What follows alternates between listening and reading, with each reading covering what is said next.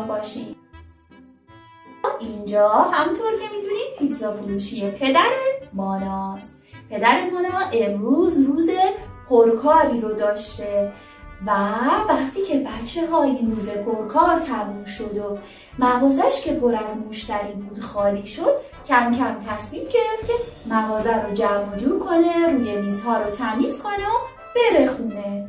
اما بچه‌ها وقتی که اومد میزها رو تمیز و مرتب کنه، متوجه شد که سر یکی از میزها که اتفاقا اون روز یک خانواده پر جمعیت هم نشسته بودن، تعداد زیادی قاچ پیتزا باقی مونده. بچه‌ها پدر مانا خیلی ناراحت شد، گفت وای چقدر قاچ پیتزا اضافه اومده، من الان با اینا باید چیکار کنم؟ خیلی حیفه که اینا دور ریخته بشه. و بچه‌ها خیلی ناراحت شد، گفت چرا این خانواده این همه پیتزا سفارش دادن، میتونستن تعداد کمتری سفارش بدن، هر چقدر که لازم داشتن بخورن سفارش میدادن، چرا اینقدر اسراف کردن؟ پیش خودش گفت بذار حساب کنم ببینم این قاچ‌های پیتزا میشه چند تا پیتزا. اما بچه‌ها قاچ‌های پیتزا رو دونه دونه شمرد. وقتی قاچ‌های پیتزا رو شمرد متوجه شد که بچه‌ها 14 تا قاچ پیتزا باقی مونده. خب پدر مانا همیشه پیتزاهاشو 8 قسمتی میکرد، یعنی پیتزاهاش به 8 قسمت مساوی تقسیم میشد و برش میخورد. حالا 14 تا قاچ پیتزا مونده بود. پیش خودش گفت خب 14 قاچ پیتزا میشه چند تا پیتزای کامل؟ خب بچه‌ها خیلی فکر کرد ولی خسته بود، واقعا نمیتونست حساب کنه. موافقید بریم کمکش حساب کنیم؟ بله بیاین با هم بریم و کمکش کنیم و حساب کنیم که چقدر پیتزا مونده. خب بچه‌ها 14 تا قاچ پیتزا باقی مونده. هر پیتزا 8 قسمته. پس اگر بخوایم کسرش رو بنویسیم میشه کسر 14 8. درسته؟ تعداد قاچ‌های پیتزامون 14 تا بود. تعداد برش‌های پیتزامون 8 تا بود. پس میشه 14 8. اما بچه‌ها ما به این کسر میگیم کسر بزرگتر از واحد. درسته بچه‌ها؟ خب حالا پدر مانا میخواست بدونه این 14 8 چند تا پیتزای کامل میشه. برای اینکه بتونیم کمکش کنیم باید ببینیم چند تا واحد کامل از این 14 تا پیتزا میتونیم در بیاریم، میتونیم جدا کنیم. خب بچه‌ها یه راهش اینه که بیایم از 14 تا قاچ پیتزایی که داریم 8 تا 8 تا کنار هم بچینیم و ببینیم که چند واحد کامل میشه. خب 14 تا قاچ پیتزا دارم، حالا میام 8 تاش رو کنار هم میچینم، میشه یک پیتزای کامل. چند تا قاچ پیتزا برام باقی مون بچه‌ها؟ آفرین، یه پیتزای کامل دارم الان و 6 تا قاچ پیتزا هم باقی موند بچه‌ها. 6 تا قاچ از پیتزاهای چند قسمتی؟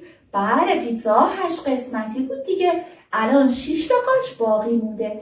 من یه پیتزای کامل دارم و 6 8.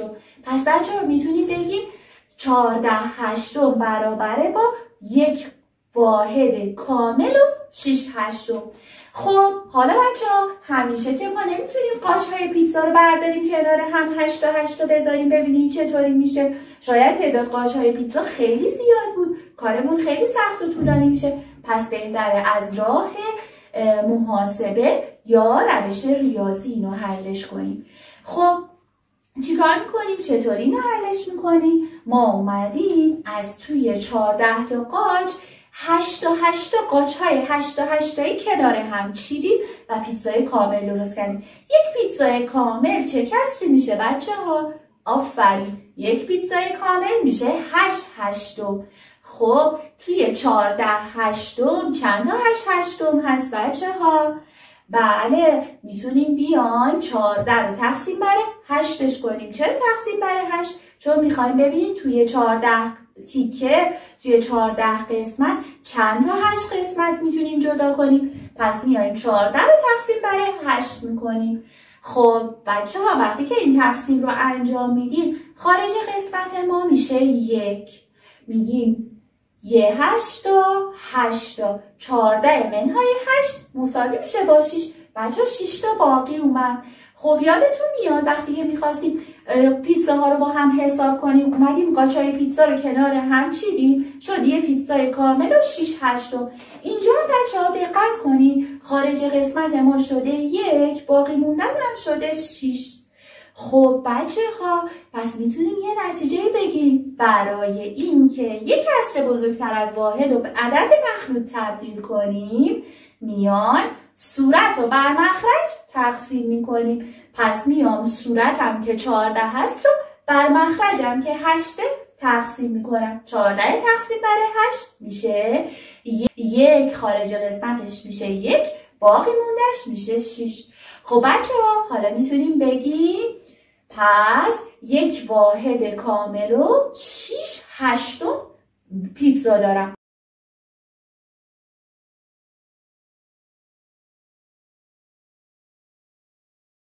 خب پس بچه ها میتونیم بگیم این یه راه مناسبه برای تبدیل کسر بزرگتر از واحد به عدد مخلوط. چیکار کردیم؟ اومدیم صورت کسر رو بر مخرج تقسیم کردیم. ما میدونیم خط کسری معنی تقسیم میده. خط کسری یعنی تقسیم. پس صورت رو بر مخرج تقسیم کردم. حالا که صورت رو بر مخرجم تقسیم کردم بچه ها خارج قسمت من شد واحد. درسته؟ خارج قسمت واحدمون شد. باقی مونده صورتمون شد. مخرجمون چی شد بچه ها؟ مخرجمون همون مخرجی که قبلا بود. کسر بزرگتر از واحدمون 14 8 بود دیگه. درسته؟ مخرجش 8 بود. پس مخرجمون همون مخرج قبلی شد. پس میتونیم بگیم خارج قسمت واحدمونه، باقی مونده صورتمونه، مخرجمون هرچی باشه خودش میشه. خب بچه ها حالا که خوب یاد گرفتین چطور میتونیم کسر بزرگتر از واحد رو به عدد مخلوط تبدیل کنیم بیاییم با هم یه شعر زیبا هم در موردش یاد بگیریم. مطمئنم که این شعر رو خوب یاد میگیریم و حفظ میکنیم. ببینید بچه ها وقتی که ما میایم صورت رو بر مخرج تقسیم میکنیم خارج قسمت اینجا چی میگه؟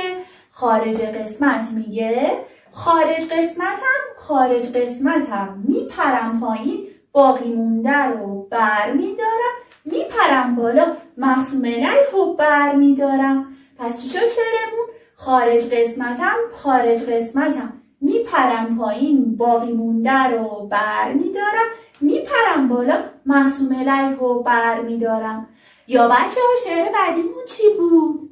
بله خارج قسمت واحدمونه، باقی مونده صورتمونه، مخرجمون هرچی باشه همون میشه.